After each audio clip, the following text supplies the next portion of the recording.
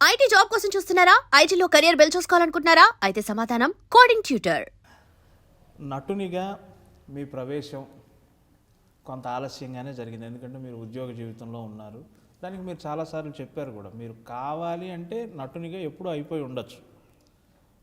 Means ఆ ప్రక్రియకు మీరు దగ్గరగా ఉన్నారు కాబట్టి, ఆ ప్రభావం మీ మీద ఉంది కాబట్టి.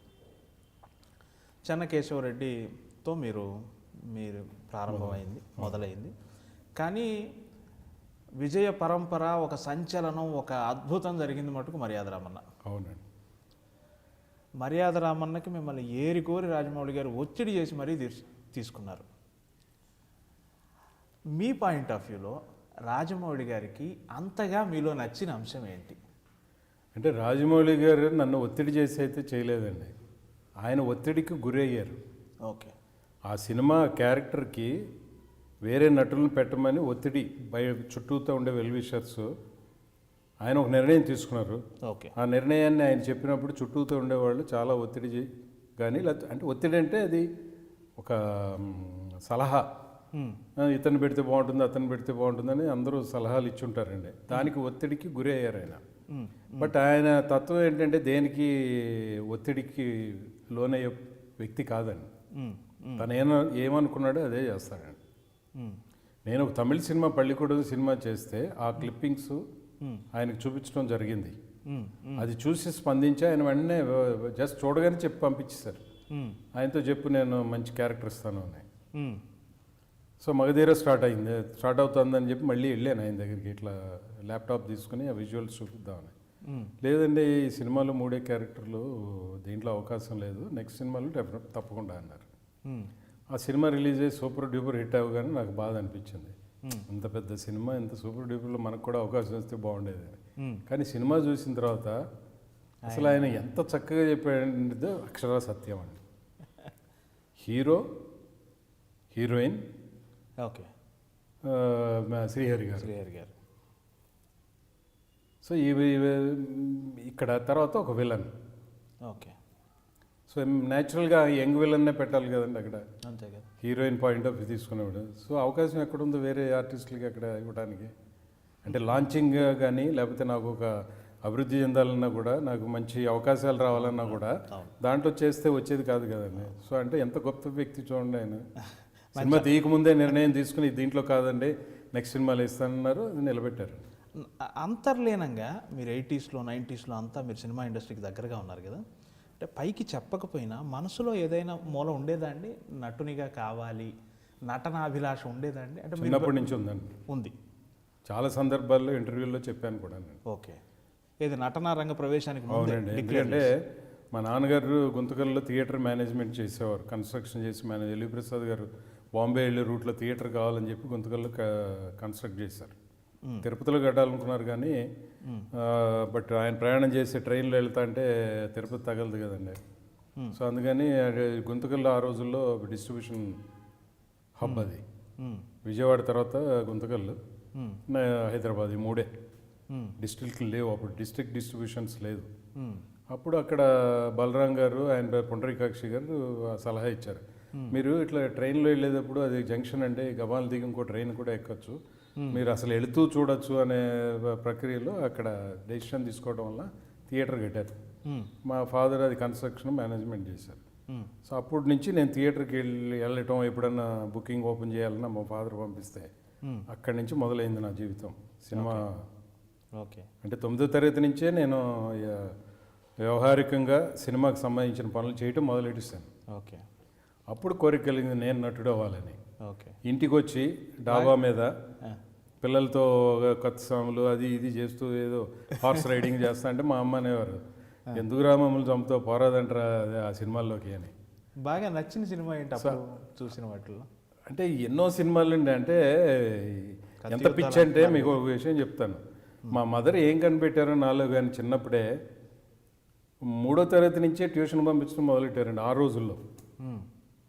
సో నాకు 9వ తరగతి ట్యూషన్ పెడితే ఒక మాస్టర్ దగ్గర వెళ్ళకోకుండా మా ఫ్రెండ్, నా క్లాస్మేట్ ఒక అతను, వాళ్ళ వ్యాపార రీత్యా ఆదివారం కొట్లో కూర్చునేవాడు. అతని దగ్గర బాగా చిల్లర డబ్బులు ఉండేవి. సో అతని దగ్గరికి వెళ్ళి నేను సినిమా చూడాలి డబ్బులు ఇవ్వమని తీసుకునేవాడిని. అప్పుడు అది తప్పో సిగ్గు అని ఏం ఉండేవి కదా ఫ్రెండ్షిప్లో. అతను కూడా ఏదో 5 పైసలు 10 పైసలు ఎంతో ఇచ్చేవాడు. సో అది తీసుకెళ్ళి గేట్ కీపర్ దగ్గర ఒక రీల్స్ అయిపోయిన తర్వాత గేట్ కీపర్ దగ్గర 10 పైసలు ఇస్తే లోనకు పంపించేవాడు. అట్లా సూరజ్, రాజేంద్ర కుమార్ హీరో గాను, వైజయంతిమాల హీరోయిన్ 25 సార్లు చూశాను.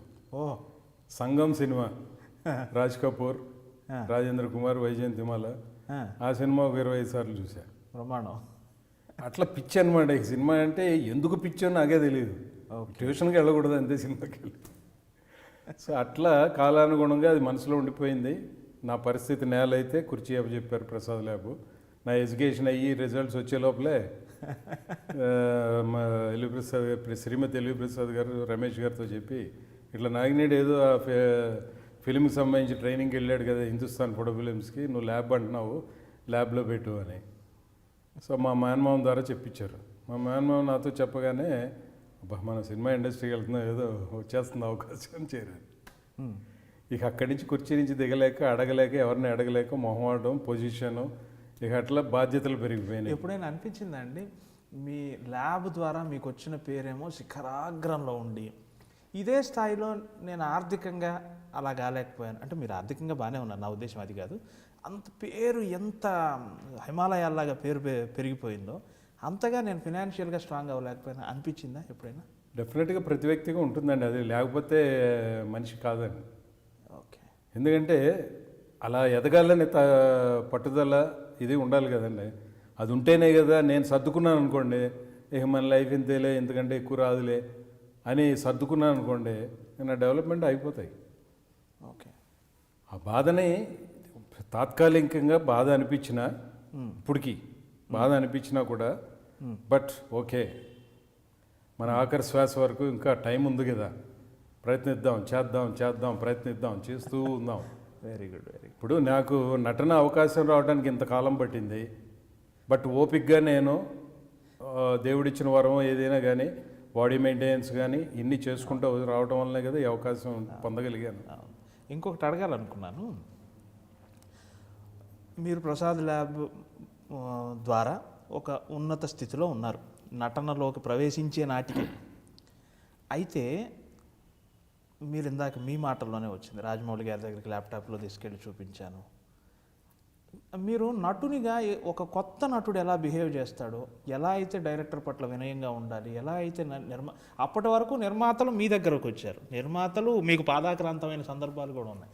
కానీ ఇప్పుడు నిర్వాహకుని స్థానం నుంచి నటునిగా ఒదిగిపోయే క్రమంలో మీరు చాలా అసలు ప్యూర్ ఒక పక్కా నటుడు ఎలా బిహేవ్ చేస్తారో, ఎట్లా ఇండస్ట్రీ పట్ల గౌరవంగా మర్యాదగా ఉండాలో, డైరెక్టర్కి ఏ విధమైన నటన కావాలి 1-4 సార్లు అడుగుతూ, సార్ ఇలా కావాలా అలా కావాలా అని అడుగుతూ ఈ ఒదిగిపోయే క్రమంలో ఎలా సాధ్యపడింది?